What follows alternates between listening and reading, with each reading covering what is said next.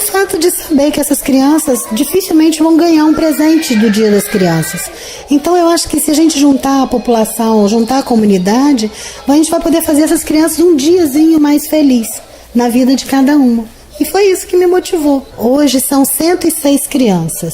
O ano passado eu não lembro mais quantas foram, mas esse ano são 106.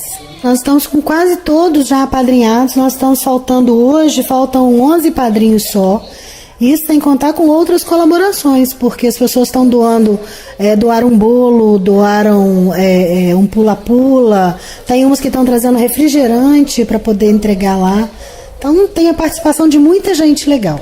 É só acessar o evento, né, Dia das Crianças, na creche do Caique, e clicar em participar. A partir daí eu vou enviar para eles o nome da criança, a idade e a salinha, para que eles possam comprar o presente que eles quiserem, de acordo com a idade e com o sexo da criança. E quem não tem internet, quem está ouvindo a gente na zona rural, tem algum telefone de contato que pode te ligar?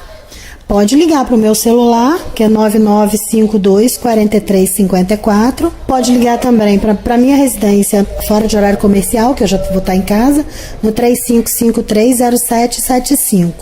E é só falar, que aí a gente coloca o nome e já passa o nome da criança para ele.